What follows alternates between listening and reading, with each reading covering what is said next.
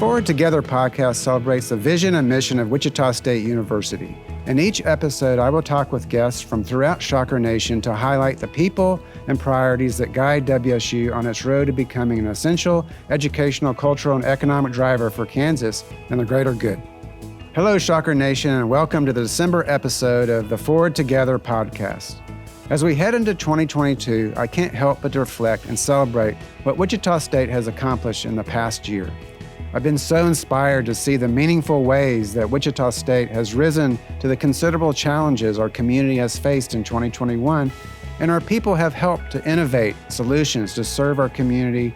Just a few quick examples include we collaborated with people from across the state to quickly open the Wichita State Molecular Diagnostic Lab, which can process up to 32,000 COVID-19 tests per week. And we got our kids back to school and helped our government and businesses stay open. We expanded need-based aid to extend the Shocker Promise to all qualified Sedgwick County high school seniors, and we're working with our governor, legislators, and donors to raise funds and eventually make a Wichita State education accessible and affordable to all Kansans. The digital twin and maintenance, repair, and overhaul programs, when fully up and running, will have added hundreds of jobs to our economy, including applied learning opportunities for our students and full-time jobs for professionals in our community. Today, I want to talk about the year that was 2021, our future, and Wichita State University's place in prosperity of our state. My first guest today is James Chung, a Wichita native, Harvard graduate, and the man who helped write a roadmap on how Wichita can flourish and achieve greater prosperity. In 2002, James began Reach Advisors, a research and predictive analytics firm that works with organizations by giving them insight into what the future may hold for their fields. In 2015, James was commissioned to write the Chung Report, which outlined Wichita's challenges and offered insight into our opportunities for growth. Welcome, James, and thank you for joining me today. Thank you, Dr. Muma. It's certainly a pleasure to be joining you and the Wichita State community today. Well, it's so good to see you again, and I always look forward to having conversations on what you think about Wichita and what we're doing here. So, James, your report highlighted four main challenges for Wichita: talent retention, the internal and external perception of our city, our entrepreneurial infrastructure, and how our economy responds to changing business cycles. I want to talk about the challenges you laid out in your report. In some ways, Wichita State, as an urban public research university, can support the growth of our city. First, what do you see as the role of a public university in helping a city prosper? Okay. When we think about the role of cities historically and in current times, much of the value creation in cities comes from a concept sometimes known in academic circles as agglomeration. In other words, an aggregation of the various resources that enable an economy to thrive. And strong agglomeration provides regions with unique sets of infrastructure resources that create competitive advantage. And strong agglomeration creates clusters of talent that create competitive advantage. So stepping back from that, like sort of academic view, to your question about the role of a public university in helping a city prosper, I think Wichita State is a terrific example of how a public research university can be a critical engine in helping cities prosper. The obvious piece of that is that Wichita State develops next generation talent for the city. But even more than that, Wichita State is clearly in the top tier for research funding flowing to municipal public universities. There are things like, the big one out there, the National Institute of Aviation Research is a great example of unique sets of infrastructure resources that create competitive advantage that other cities can't match. I would say that other aviation cities like Mobile, Alabama, Charleston, South Carolina, they would kill to have something like NIARD to help grow their aviation industry. But it's a unique advantage that sits at Wichita State. So it's about the research. It's about the young talent that gets exposed to cutting edge research. It's about making these opportunities available to as many students as possible. That's the kind of stuff that fuels competitive advantages in cities. That's the stuff that Wichita State does. Well, and I appreciate those comments. I just spoke to an up-and-coming group of individuals, Connect ICT, just moments before coming over here to meet with you. And One of the things that I think that we have a lot to be proud of is how many students now we're engaging around applied learning experiences. You mentioned research. We're growing our research. We're on target to surpass $200 million in the next year. Wow. So these are things that what you're saying are really materializing now, and we've really made a lot of progress over the last few years. So since your initial report in 2015, Wichita State has converted a 120-acre golf course into what we call the Innovation Campus, which houses nearly 50 industry leaders and partners. The Innovation Campus provides applied learning opportunities, as I mentioned, for our students, state-of-the-art labs and maker spaces, research facilities, and jobs for our community. What do you see as the Innovation Campus's role in helping Wichita grow and prosper? So as we think about the Innovation Campus, I'm going to look at it from a little bit different perspective. A good portion of my work these days is with my data science company, and that company serves the real estate asset class. And in real estate, there's this mantra of highest and best use. And as we think about that 120 acres, I mean, in a way, it's a little bit sad for me because I learned to play golf on the Brayburn golf course. It's part of why growing up in Wichita was so wonderful. But there was also potential for higher and better use, which is exactly what WSU identified and brought to life. Part of this, why this matters, goes back to that agglomeration concept. It's about aggregating various resources that create competitive advantage. And I suspect that this is a pretty safe bet that some of the partners moving on the Innovation Campus never would have been there without the vision to create that Innovation Campus. So we're bringing these cutting edge enterprises to Wichita, which then in turn provides students exposure to cutting edge research that they would not get at most other universities. And that gives them a leg up in the workforce. It's a really nice flywheel that's starting to generate, and this just accelerates it. Flywheels are hard to start, but once they get going, it really, really kicks into gear. And I think we're starting to see that happen there. And the Innovation Campus is a big accelerator of that. So, and also probably there's one more concept I'll throw out about the Innovation Campus. It's also about density. And, Wichita is not a city that likes to think about density. Part of why you like it is it's sort of spread out. It's not congested. But, examples of that. Yesterday I was walking with a colleague in New York City and unexpectedly just ran into someone on the street who I hadn't seen in a few years. Same thing happened to me in Boston earlier this week. Same thing happened to me in Palo Alto earlier than that. So, but it's these kinds of random encounters that help accelerate connectivity and deal flow and idea flow. But we're now seeing the opportunity to create that kind of density of ideas and talent at the Innovation Campus, where it becomes easy to bump into someone who might spark new ideas, or easy to just schedule coffee or lunch with someone that you might not normally see on a day-to-day basis in the workplace.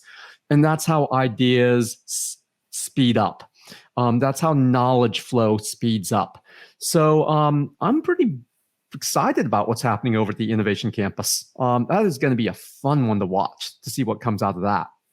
Well, and I agree. I've been at the university for 25 years, and, as you know, higher education is known to not move very rapidly, but this is one aspect of our institution that's really taken hold. And you mentioned companies that may not be in Wichita and Wichita State University specifically. And I think the smart factory that's being built by Deloitte is a really good example. They could have built that factory anywhere, but they saw our applied nature of teaching, our research, and they wanted to be a part of that. And I really believe that particular project is going to be transformational for the city and also the university. Oh, I think the city doesn't quite fully realize how much impact that can have. That announcement is something, when I saw that pop up, I thought, any manufacturing city in America or the world would have killed to have had that. That one has incredible potential. Yeah, exactly. So in 2018, you followed up on your initial report, and there seemed to have been at least some positive movement in most of our challenges that you identified. However, one point that's near and dear to WSU is that you mentioned that only 33% of Wichitans believe college and universities have a positive effect on the way things are going today, and only 54% see higher education as a very important or extremely important for a young person's success. Does this surprise you? Well, the reason why we ran that survey question at the time is that we were sensing in numerous conversations we were having with city leadership that there was that undercurrent of sentiment that we wanted to test. And we wanted to compare it to a national comp. And it really popped out as different as, very different. And so it's not necessarily what we wanted to see, but it's what we sort of expected we would see after our discussions. And, I realize that there is a little bit of a politicized element to that. But the interesting thing about that I find that is, as I think about that question, I'd be really curious if we were to replicate that question today and ask specifically about Wichita State. And the reason why I raise that is my bet is that it would come out much more positive. And the reason why is that Wichita State is doing two things simultaneously. As we've started talking through in the earlier part of this discussion, there's some fantastic things that are happening at the Wichita State campus and Innovation Center and an Innovation Campus, and things that typically don't happen at a urban public university. There's some amazing things coming together, and I do think that that is something that that the city is starting to appreciate, will appreciate even more as the impacts play out. But there's also a second thing that Wichita State is doing that has just blown me away, is that Wichita State somehow, in this world where there's not exactly this magic, money machine that's, showering dollars on the campus, but it's figuring out ways to reinvent, structure around education and democratizing access to higher education. Wichita State, WSU Tech have been in overdrive in reinventing programs to create greater access to programs that accelerate personal life outcomes. It's from the perspective of sitting outside the city, I look at that and say, this is incredible. I don't see this happening elsewhere. And I hope the city is recognizing that. And I suspect that if we ask this question about Wichita State specifically, after the last few years of progress, it would be pretty positive. Yeah, and that's my sense as well. And this goes back to the purpose of an urban public research university, which is two things, is to provide affordable access to higher education. And that's one of our main priorities as an institution. And then helping our community solve problems through research, through creative activities, and other service initiatives. And so in my brief time now as president and going around and talking to various different community leaders and various other folks in the city, I do see a renewed energy around what we're doing at Wichita State and probably directly or indirectly how that impacts people's value around higher education in general. Yeah. But we are ahead of us. We will have lots of challenges in this regard, particularly around the issue of freedom of expression. And that's another issue that I spent a lot of time talking to folks about, and the importance of that, and making sure that we hold dear to that in our growth going forward. So I know you don't live in Wichita right now, but knowing what you know through family and friends, what are your thoughts on Wichita's progress in the past year or two? Progress in the past year or two, okay. There's some days on one hand, I worry that the progress isn't as fast as I'd want to see. But, cities are big, complex institutions that are hard to change. But at the same time, I've been encouraged. And I have to admit that the things that encourage me the most is the announcements I'm seeing coming out of Wichita State. The Innovation Campus was obviously a big step. And that was announced during the time when I was spending a lot of time there. But since that time, I was so happy when I saw the announcement for the Deloitte Smart Factory. I immediately emailed some folks back saying, "Oh, I hope Wichita realizes how big this can be for the city," as we were discussing. And then near and dear to my heart, I saw the announcement for that Wichita State was selected as part of a large federal grant for the AI Institute for the Foundations of Machine Learning. It was selected along with the other partners in that group were UT Austin, University of Washington, Microsoft Research. I mean, top tier institutions in Wichita State. I thought that was fantastic because, at least from what I'm seeing, AI and machine learning is the future, unquestionably. And Wichita State is going to have that basis to help the city figure out how we harness that. Then I saw the announcement for the digital twin program, National Defense Prototype Center. This is what I'm talking about, the agglomeration effect. It's bringing together all these resources that create unique competitive advantage. That's why cities thrive. And I'm seeing the string of stuff coming out of Wichita State. This is pretty fantastic. Keep that rolling, Rick. Sorry, Dr. Muma.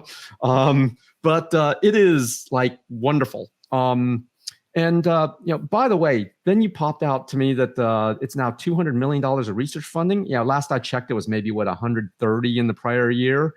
I don't think I told anyone at Wichita State, but I was really curious about building a comp set for Wichita State. It's how I do my analysis. I figure out, I look at this, but I look at the comps. And among urban public universities, I gave a quick scan of research funding at that comp set. And Wichita State crushes it. It's at the top of that comp set. And apparently, growing that number by that amount, the kinds of programs bringing it in, it is remarkable for a city of this size. It's a remarkable resource. It's remarkable what we've been seeing in the last couple of years. This is a big reason why I've gotten more bullish on Wichita in the last couple of years. Well, yeah, it is amazing. And it really is starting to pay off. And you mentioned our research productivity, but also our recruitment. We have the highest enrollment in 30 years. We have more and more students working with employers, gaining skills, and also getting a paycheck to help keep them in school. We're finally starting to see this payoff that's not only just helping the university, it's helping our community, the city of Wichita and the region. So finally, I want to ask you, what do you see as some of the most positive assets and attributes that Wichita can and should build upon going forward? Okay. I don't say this answer just because I'm on a Wichita State podcast, but I truly do believe that perhaps the single biggest infrastructure asset for Wichita to build upon is Wichita State. But it's not just because I have this love for Wichita, my father was a faculty member there, so I spent a lot of time on the Wichita State campus. It's more than that. Building on this kind of asset is the case for a lot of cities' success, or the fundamental driver for a lot of cities' success. There's a reason why Pittsburgh came back from the dead and became a world leader in slices of the tech world. It's Carnegie Mellon University. There's a reason why Austin used to be the same size as Wichita. But it's now a global tech powerhouse. That reason is UT Austin. Those universities in those cities learned how to work together, leverage assets, and win. And it's now Wichita's time to do that. Yeah, and there's just incredible opportunity there. And I already mentioned the return on investment that we're seeing. But our second priority is really making sure that we are helping businesses with their talent pipeline and helping them solve problems and helping this community solve problems. And I'm so happy to hear your opinions on this. You've been helpful to this city and to our university. James, I look forward to talking to you again in the next couple of years so you can benchmark us again from the past. And we'd be happy to host you, of course, on campus whenever you're back in the state of Kansas. If you don't mind, I'd like to share one more quick story. And that is, back when I was spending a lot of time in Wichita, someone suggested that I meet the new provost at Wichita State at the time. That person was described to me as the real deal who can figure out how to tie things together at Wichita State and make it work for the city. I recall that breakfast in a dark restaurant with you. And now fast forward a couple of years from what I'm seeing, it looks like it's really proving out that you really are tying together the pieces to make a good university great. And I really look forward to seeing what more Wichita State can do. So I look forward to that next breakfast. Well, thank you, James. That was very kind of you. I remember that too. It was in the room with you and Tanya Witherspoon. Yes. So we had a great talk. Yeah. So thank you, James. Take care. Have a good holiday, and we'll see you soon. All right. Great. Thanks. Now I want to welcome Dr. Kaye Monk-Morgan, Wichita State's Vice President for Strategic Engagement and Planning. Dr. Morgan and her team have compiled the university's annual report for the 2021 fiscal year. Welcome, Kaye. It's good to see you. Thanks for being here today, and I'm looking forward to our conversation. so great to be here. Thanks so much for the invitation. Well, great. Let's get into the details of the outcomes that we had this year. And I'm probably just going to call you Kaye. Please do. Yeah, you and I work really closely on several different issues. So on a high level, can you talk about some of the highlights in the report that's going to be released? Absolutely. We're really excited. Although 2021 was kind of a crazy year, we'll go down historically as such. The university continued to prosper and to impact our community in really powerful ways. You mentioned in your opening, reminding folks about the university mission, and we've got drivers that we're trying to push in education, economics, and culturally through our strategic plan, and certainly with a high focus on our priorities. And so in our annual report, you'll see some of the efforts that we had as a campus community, everything from some of the work that we did in research and growing our research capabilities across our entire campus and each one of our academic colleges and beyond. You'll get to read more about what our athletics, because everybody cares about Shocker Nation and Shocker athletics. And so the success of our programs in that regard are highlight there. We talk a lot about access and affordability, which are major hallmarks of prioritization here at Wichita State. Some of the growth in our TRIO and GEAR Up programs, our continued efforts to increase our transfer student population, and the success and efforts to continue to just create the community that thrives and grows through our mission. Those are all great summaries of what we've been working on at the university. And as you know, I'm going to test your knowledge here a little bit, that we have three main priorities: helping families with affordability and access, making sure students have the ability to come to the university and graduate, making sure that we support businesses with a talent pipeline, and increasing economic prosperity of our community. If you could share with our Shocker audience what kind of accountability is important in this regard, and if you could give some examples along the way. Absolutely. It's critical. What you don't measure doesn't matter. And so we have taken the responsibility with this strategic plan and under your leadership to come up with metrics that will show whether or not we're making progress in the areas that we identify as priorities. You've listed them, as well as those items that are connected to our strategic plan, which may be much more granular in making sure that the day-to-day operations of our institution take place, as well as the large impact items. So I'm thinking like a logic model, right? You got some inputs, some outputs, and then you get some output impact. And so things that we don't often hear about are just the efforts and quality of place, right? Which are much more difficult to measure with a quantitative measure. So we've taken a lot of effort this year to work on how will we measure how we're driving quality. We'll have an economic impact study that'll be, I think by the end of the month, we'll have an opportunity to release, talking to the community about the work that we do in building culture and fine arts and entertainment in our community. The work that we're doing in research, of course, those numbers are shared quite regularly with any number of audiences. And so we try to measure these things to see that we're making progress, to evaluate whether or not we are actually living into the mission that has been set by our institution. And then we share those. Wichita State has many stakeholders. You get an opportunity to engage them all around the city and the state. And so we want to be able to speak to the ROI that folks are for that investment, that we're doing the work we say we're doing. Yeah, when you're talking, I'm just kind of thinking of all kinds of folks that I come across here at the university, out in the community, who are part of what we're doing here in Shocker Nation.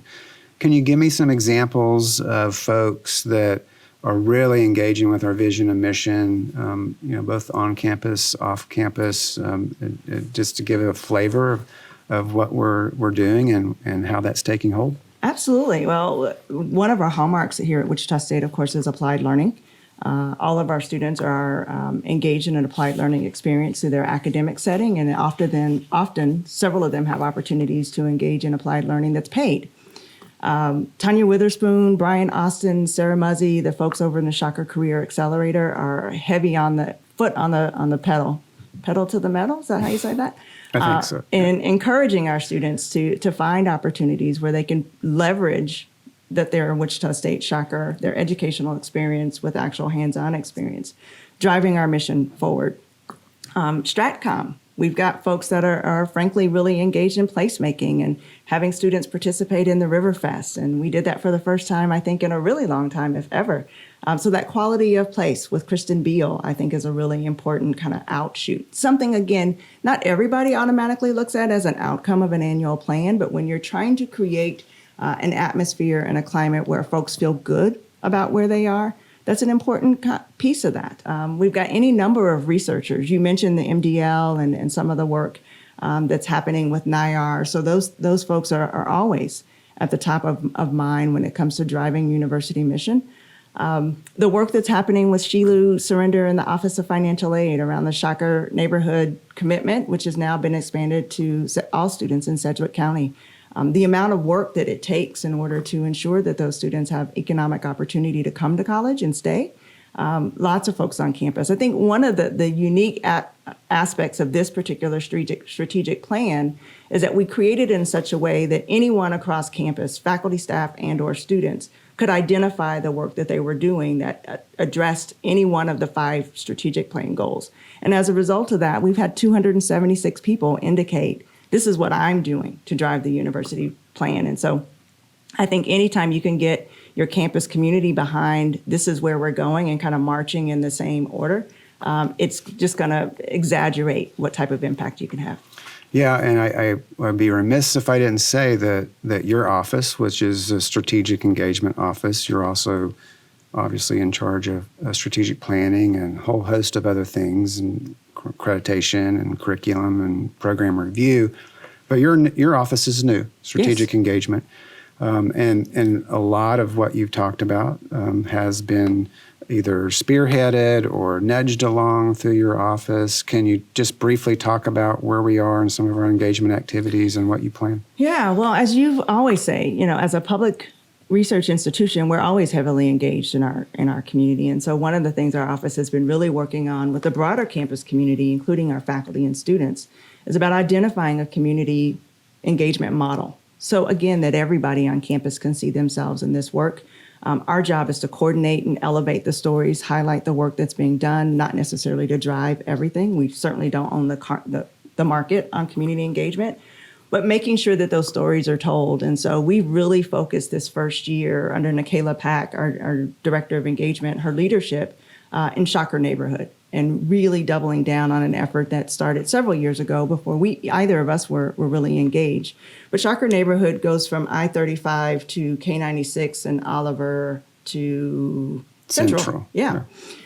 Looking at that community of which we are a part and identifying just what are the things that we can do there. And we've spent a lot of time helping to drive educational efforts, in part because we live in an area, a zip code that has economic outcomes or performance that is lower than in many other zip codes in the city and certainly in the state. And so that's partnerships with the Boys and Girls Club, that's partnerships with the Y, neighborhood associations. We've been heavily engaged. We are 10 neighborhood associations in Shocker Neighborhood, and we provide support to each one of those neighborhood associations in order to see that those communities thrive. When they thrive, we do too. And so she's done a fantastic job of just creating relationship and focusing. Next year, we hope to radiate out a little further and see what impacts we can have in those areas as well. And the things that you just mentioned here fit perfectly into our priorities: affordability, Absolutely. access, making sure that we're providing talent and recruiting people from this area of our neighborhood to Wichita State so they can go on to live productive lives, which increases economic prosperity. Absolutely. So thank you, Kaye. I really appreciate the efforts that you put into this. I know it's hard work and a lot of cat herding along the way, but I do appreciate it, and all of Shocker Nation appreciates it. If you all want more detail on the Wichita State University Annual Report, visit wichita.edu/annual report.